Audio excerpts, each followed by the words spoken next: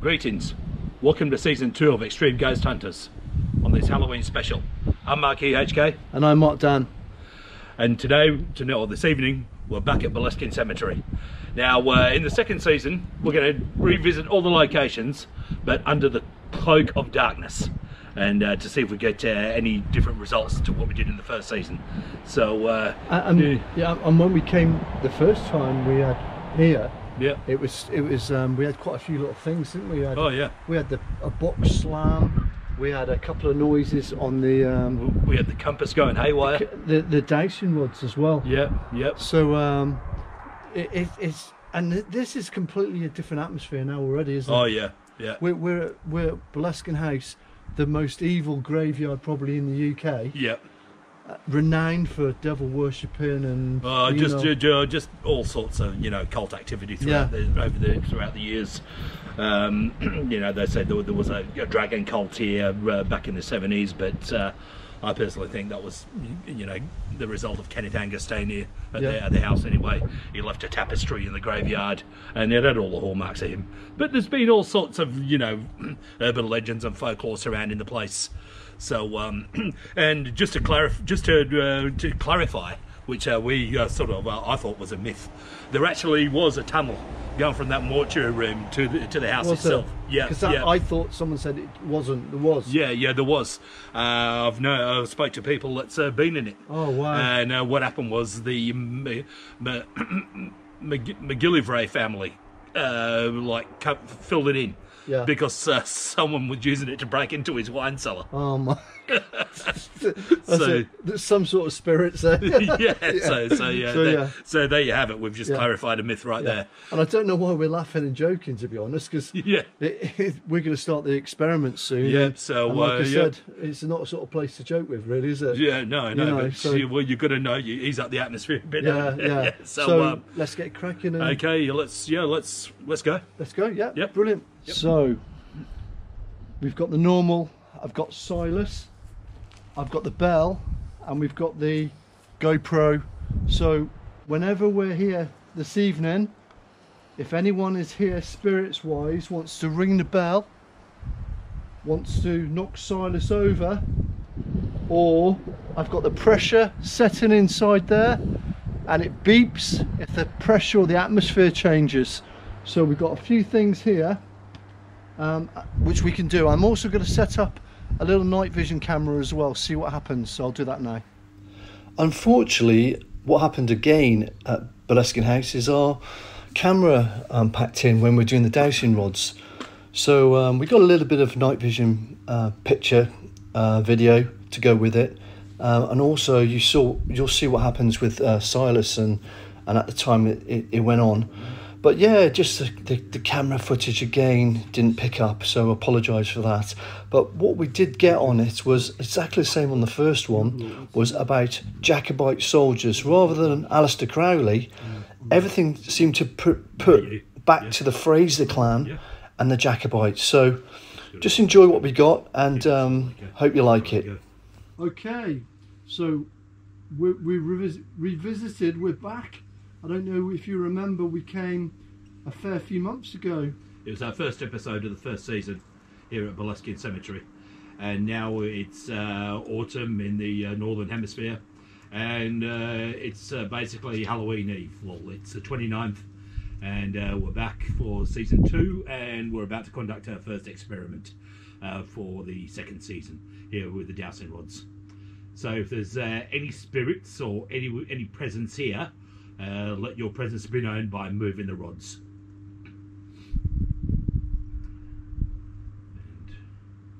No, there's nothing yet. Are you angry we're here on this on this Halloween. Are you angry? Move the rods if you're angry. That was a... Did you see? Oh, wait. Yeah. Oh. Oh, wait. What? Wait, we just had Silas blow over. But not just that. Did you see that as well? Yep. Wow, here we go. The rods are starting to go haywire. Did you see that? Yes. We had the pressure setting. We had Silas go. Yeah. Just when we said, "Are you angry being here?" Yeah. Silas just literally got knocked off the wooden box. Just at that time. Yeah. I know it's a little bit windy.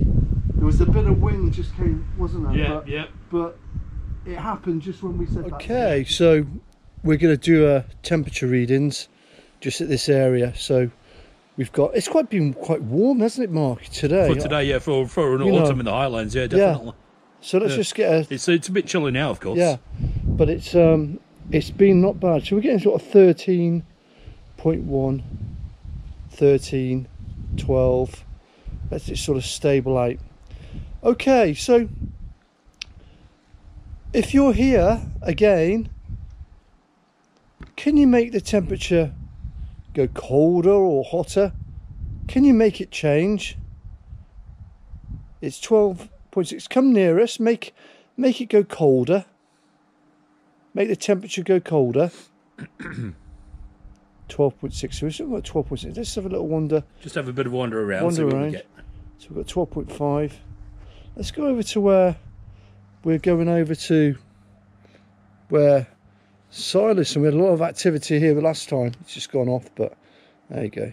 Flick it off. So let's go down by Silas, 12.3. These old gravestones as well.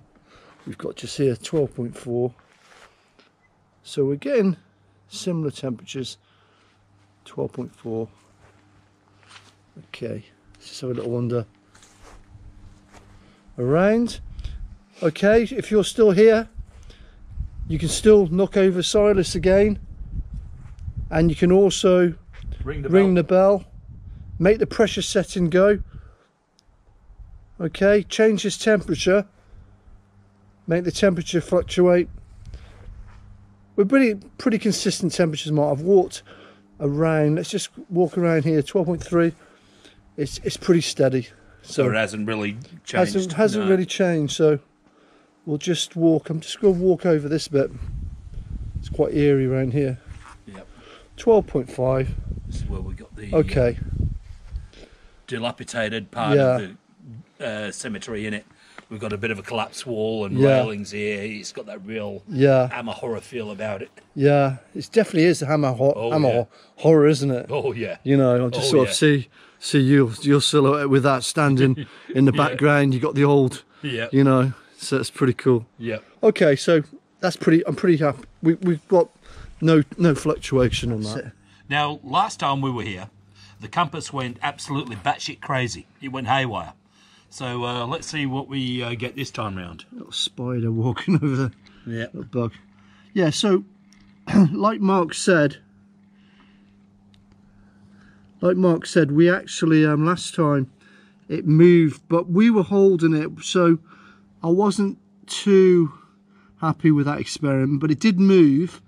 But we're stationary now, so nothing can make this move unless something comes in its presence around now, or the field changes. So we've put this compass down now. So again, if anyone's around, make this compass move, make the needle move, show us that you're here. Anything, just fluctuate it, touch the compass, move the needle. Pretty still, isn't it? It's pretty still, but this is good because if it moves now, it's stationary. There's definitely something about it, isn't there? Yep. There's definitely can you move the compass? Are we asking too much to move the needle? Are we asking too much for you to move this? Anyone here? Can you move this compass? Anything at all?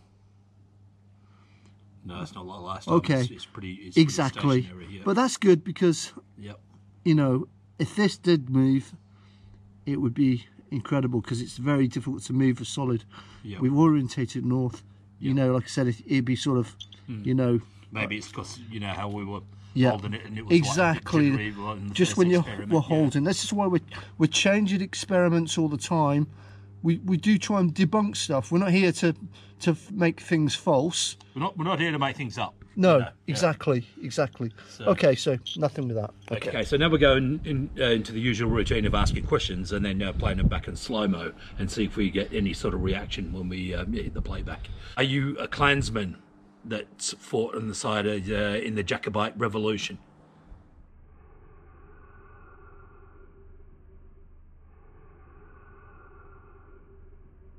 Yes. So here we are. How do you think we went on our first outing for the second season? I thought it was amazing, wasn't it, tonight? Blessing Yeah. House. We've had the best sort of atmospheric stuff, best encounters I think we've had so far, haven't we? Yeah, totally. And we'll start from the beginning. We just sort of went there and we set up, and we put the Silas down, and we got the same feeling. Nothing about Alistair Crowley, did we? No, it took a while for the dowsing rods to get going, but once they got going, Yeah. they were doing the full 360s, and the whole propeller thing, and then I did not expect Silas to get knocked over like he did. No. Yeah. And not just Silas, our air pressure Went off twice. Yeah, went off twice. Yeah. That went off twice at the same time. Yeah. The propeller, when we mentioned about Jacobites, and that happened Fraser. Yeah. It happened the last time, didn't it? So Yeah. and it is, like you say, a Fraser. Yeah, well, yeah, exactly. I mean, it's a Fraser clan ground. Yeah. And we got we didn't get any indication when we mentioned Crowley. There was no reaction to that. And it's it's obviously the Fraser presence is very much thriving there. Yeah, because it's been there hundreds of years, hasn't it? Yeah, that's exactly. Yeah. We had a very interesting thing when we were sort of nearly packing up. You said Silas. I talked about how Silas got knocked over. Yeah. And as I'm talking about it, he gets knocked over again. He gets knocked over again, didn't he? As I'm talking about it. It's incredible. Yeah. Exactly. So yeah, we didn't have anything on the thermometer or the compass, but we had loads going on, and hopefully we might have something on the maybe the night vision, and also the slow-mo on the audio. Well, we haven't looked at it yet, so wait till the video's uploaded, and hopefully we might be in for some nice surprises. Who knows? Yeah. But anyway, here we are. It's Halloween, or as it was referred to as Samhain, but pronounced Samhain. But it's spelt Samhain, and it's been called Samhain by myself and many people for generations, so it will remain Samhain. Where's that from, that Samhain? Okay, well, Samhain is Samhain. It's a Celtic word. Celtic, It means the end of the harvest. Right. The coming of the darkness. Is that harvest to do with then? The crops. Yes, the crops. The ancient crops. It was the coming of the darkness. Yeah. And it was also believed by the ancient Irish Celts that it was the time when the veil between the here and now and the after was the thinnest. Right. So therefore spirits could, come in and out as they were, at will. Yeah. And that's why, back then they donned scary costumes, because they believed if they blended in with the evil spirits, they'd be left alone. Yeah. And that's interesting. It's a big thing in America, and now. Oh well, it was brought to America by the Irish. Yeah. Yeah, that's where it originated from. Yeah. And the whole jack-o'-lantern thing, of course, that's Irish. It's a very sinister thing, the pumpkin. Yeah, it's called the jack-o'-lantern, and it's the whole tale is derived from an unsavoury character by the name of Jack in Irish folklore, who apparently he was such an unsavoury character that he'd get drunk and he was a thief, and when his time came, the devil came to took him, and he cheated the devil out of being banished from heaven. Yeah. But he also cheated the devil again from being sent to hell. Wow. So therefore, it was left in limbo, only with a lantern to carry around with him as a sign of brightness. Yeah. And that's where the whole term jack-o'-lantern comes from. Yeah. And what's all the trick and treat about? Is that just an American trick and treat? No, that's evolved over years. Basically, originally, you know, the kids used to basically just knock on doors, and it was like similar to carol singing. Yeah. They'd offer, you know, the people, you know. I suppose homemade goods more. Yeah, they'd sing, you know, cakes and they'd sing songs of the coming harvest, and you know they get rewarded. But over time, it evolved, you know, into the time of the Great Depression. Yeah, there was a time when the kids used to go out and just cause mischief. Yeah. And hence that was the origins of Mischief Night before Bonfire Night. And that was to, you know, to relieve the tension and relieve the stress of the time.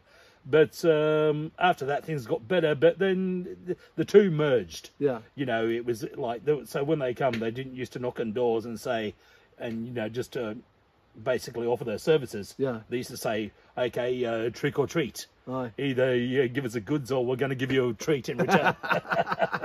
So over time, it took years. Yeah. But over time, the two merged. Yeah. Into trick or treat. Yeah. And because we're on Halloween as well, I got to ask you, Mark, what is your go-to? You think the classic horror movie? Ooh. Which would be one that you would say would be up there. You would sit back tonight on Halloween, and that would be your, you know. Ooh. You probably got a few, but.